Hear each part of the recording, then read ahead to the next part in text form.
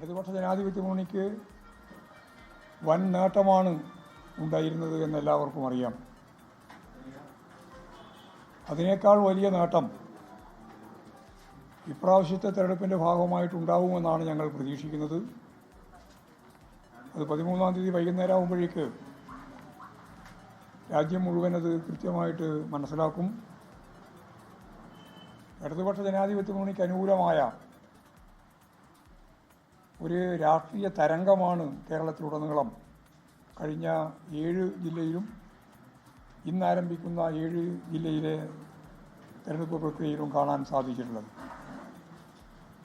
അത് ഇടതുപക്ഷ ജനാധിപത്യ മുന്നണിയുടെ വരാൻ പോകുന്ന 2026 ഏപ്രിൽ മെയ്യിൽ നടക്കുന്ന സംസ്ഥാന നിയമസഭാ തെരഞ്ഞെടുപ്പിലേക്കുള്ള സുഗമമായ പ്രവേശനമായിരിക്കും, അതിൻ്റെ കേടിക്കൊട്ടായിരിക്കും എന്ന കാര്യം ഈ തെരഞ്ഞെടുപ്പോടുകൂടി രാജ്യം മുഴുവൻ അറിയാൻ പോവുകയാണ്.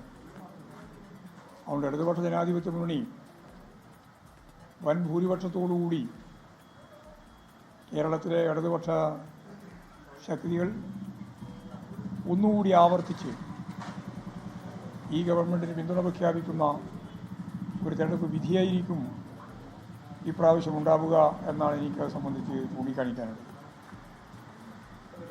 UDF യഥാർത്ഥത്തിൽ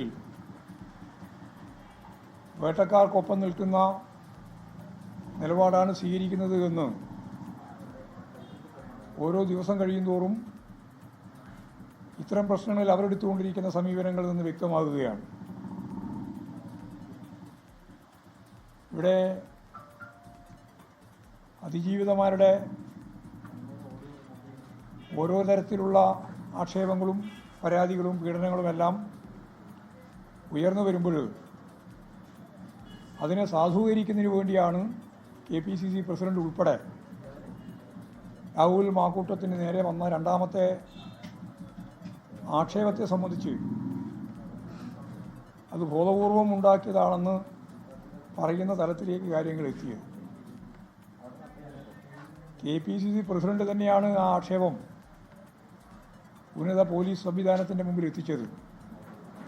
എന്നിട്ട് ഇപ്പോഴും മാറി നിന്ന് രാഹുൽ മാക്കൂട്ടത്തിനെ ന്യായീകരിക്കാൻ വേണ്ടിയുള്ള ജീർണമായ നിലപാട് സ്വീകരിച്ചുകൊണ്ടിരിക്കുന്നു എന്നുള്ളതാണ് കൃത്യമായ അർത്ഥം. അതേപോലെ തന്നെ സിനിമാ നടിക്ക് നേരെ നടന്ന കടന്നാക്രമത്തെ UDF അതിൻ്റെ കൺവീനർ ഉൾപ്പെടെ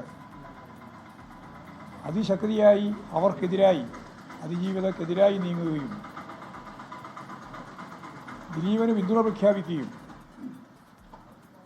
ഗവൺമെൻറ് അപ്പീൽ പോകുന്നത് ഉൾപ്പെടെയുള്ള കാര്യങ്ങളെ പരിഹസിക്കുകയും ഈ ഗവൺമെൻറ്റിന് വേറെ എന്താണ് പരിപാടി എന്ന് ചോദിക്കുകയും ചെയ്ത കാര്യം നമ്മളെല്ലാം കണ്ടതാണ്.